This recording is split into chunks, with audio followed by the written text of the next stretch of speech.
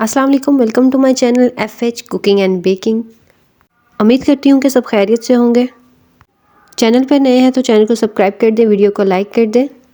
तो चलिए रेसिपी की तरफ बढ़ते हैं। आज हम बना रहे हैं पालक के पकोड़े, जो कि बहुत ही ज़्यादा मज़ेदार होने वाले हैं और जो कि बिना ऑयल के और बहुत ही कम इंग्रेडिएंट्स के साथ बन जाएंगे। तो चलिए स्टार्ट करते हैं। सबसे पहले मैंने एक बाउल में 3 अदद बॉयल पोटैटोस ले लिए हैं। उसके बाद इसको बिल्कुल हल्के हाथों के साथ मैंने इसके बड़े बड़े से पीसेस रखे हैं। इसको बिल्कुल पेस्ट नहीं बनाना, बहुत ज़्यादा इसको बारीक नहीं करना। आप देख सकते हैं कि मैंने इसको बिल्कुल बड़े पीसेस में ही रखा है। इसके अलावा हम इसमें बेसन ऐड करेंगे, पालक ऐड करेंगे और 3-4 इसमें मसाले और जाएंगे।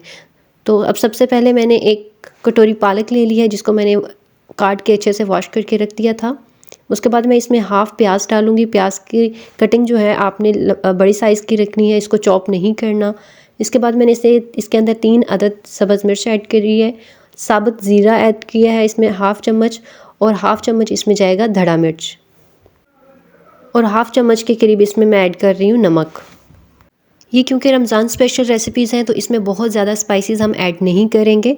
उसके बाद जब इन सबको ऐड कर दिया है तो उसके बाद मैंने एक कटोरी ली है बेसन की, जिसमें से सिर्फ मैं इसके अंदर 3 चम्मच के करीब ही बेसन डालूंगी। इस रेसिपी के अंदर बेसन भी कम यूज़ होगा और इसमें पानी हमने बिल्कुल भी ऐड नहीं करना, क्योंकि ये हमारे लिए रमज़ान स्पेशल रेसिपीज़ जो हैं बिल्कुल लो बजट रेसिपीज़ मैं आपके साथ शेयर करूँगी।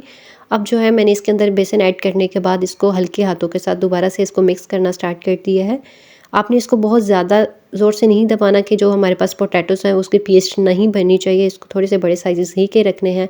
और दोबारा बता रही हूँ कि इसके अंदर हमने पानी बिल्कुल भी ऐड नहीं करना।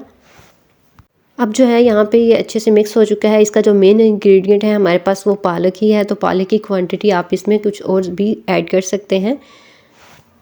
कोई भी रेसिपी बनाते हुए आपने इस बात पे फोकस करना होता है कि जो उसका मेन इंग्रेडिएंट है उसका टेस्ट इमर्ज ना हो। ऐसा ना हो कि इसमें बहुत ज़्यादा और मसाले ऐड कर दिए जाएं और जो पालक का टेस्ट है वो बिल्कुल भी इसमें आए ना। ये बाकी बेसन जो है बच चुका है, इसमें सिर्फ मैंने 3 टेबल टीस्पून ही इसमें किया है, बेसन ऐड किया है। और इसमें जो मैंने पालक यूज़ की है वो ऑलरेडी मैंने 1 वीक पहले ही लेकर उसको अच्छे से काट लिया था। काटने के बाद एयर टाइट बॉक्स के अंदर मैंने इसको ऐड कर दिया और आप देख सकते हैं अभी तक ये बिल्कुल ऐसे ही फ्रेश है। तो आप भी इसी तरह इसको स्टोर कर सकते हैं रमज़ान के लिए। लेकिन स्टोर करते हुए आपने इस बात का ख्याल रखना है कि इसको बिल्कुल भी गीला नहीं करना। गीला करने से ये पालक ख़राब हो जाती है, इसलिए आपने बिल्कुल इसको ड्राई रखना है और आपने इसको फ्रिज में रखना है, फ्रीज़र में नहीं। तो अब दूसरी तरफ मैंने एक पैन ले लिया है और उसके अंदर मैं घी ऐड कर रही हूँ। यहाँ पे मैं कुकिंग ऑयल बिल्कुल भी यूज़ नहीं करूँगी। घी यूज़ करने की 3 रीज़न है। घी जो है हमारे पास केजीज़ में आता है, जबकि ऑयल हमारे पास लीटर्स में आता है। तो इसलिए मैं केजीज़ जो होते हैं ज़्यादा क्वांटिटी में होते हैं और लीटर्स जो होते हैं कम होते हैं, क्योंकि रमज़ान है तो रमज़ान में फ्राइज़ जो चीज़ें होती हैं ज़्यादा यूज़ होती हैं, इसलिए प्रेफर करती हूँ कि आप इस मरतबा घी ही यूज़ करें। और दूसरी बात ये है कि घी जो है बहुत ज़्यादा जलता नहीं है। जैसे ही आप पैन में डालेंगे तो वह बिल्कुल वैसा ही रहेगा, इसका कलर बहुत जल्दी चेंज नहीं होता, जबकि ऑयल का कलर भी चेंज हो जाता है और ये पैन में डालते ही जलना स्टार्ट हो जाता है, मतलब इसकी क्वांटिटी कम होना स्टार्ट हो जाती है।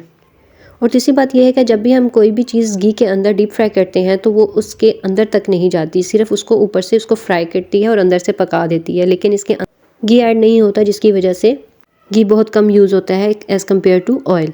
और फोर्थ ये है कि जब भी आप घी में कोई भी चीज़ फ्राई करेंगे तो उसको जब आप निकालते हैं प्लेटर के अंदर तो उसके नीचे जब टिश्यू रखते हैं तो आप कंपैरिजन करें कि वहाँ पे घी जो होता है बहुत ही कम लगता है। जब हम ऑयल के अंदर फ्राई करते हैं तो सारा जो ऑयल है उसके अंदर लगा हुआ होता है। तो जी यहाँ पे मैंने सारे जो पकोड़े हैं एक एक करके अच्छे से मैंने इसको फ्राई कर दिया है। यहाँ पे कलर बहुत ही ज़्यादा अच्छा आया है। इसको आप फ्रेश दही के साथ भी यूज़ कर सकते हैं, इसके अलावा आप इसको टमाटो सॉस के साथ यूज़ कर सकते हैं। और ये रेसिपी जो है लो बजट रेसिपी है, जिसमें अगर आप पानी ऐड नहीं करेंगे तो बेसन भी कम यूज़ होगा और फ्राई करते हुए बिल्कुल थोड़ा सा टाइम लगेगा और घी भी बहुत कम यूज़ होता है इसमें।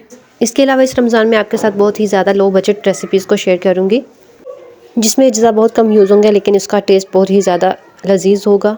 वीडियो अच्छी लगी हो तो लाइक, सब्सक्राइब और शेयर करना मत भूलिएगा। और ये जो पालक के पकौड़ों की रेसिपी है ये ऊपर से बहुत ही ज़्यादा क्रिस्पी होते हैं और अंदर से बिल्कुल सॉफ्ट से होते हैं, और इनको जितनी देर मर्ज़ी आप बाहर रख दें ये बिल्कुल भी सोगी नहीं होते, बिल्कुल ऐसे ही इनका टेस्ट और टेक्सचर है बिल्कुल मेंटेन रहता है। नेक्स्ट वीडियो तक के लिए अल्लाह निगहबान।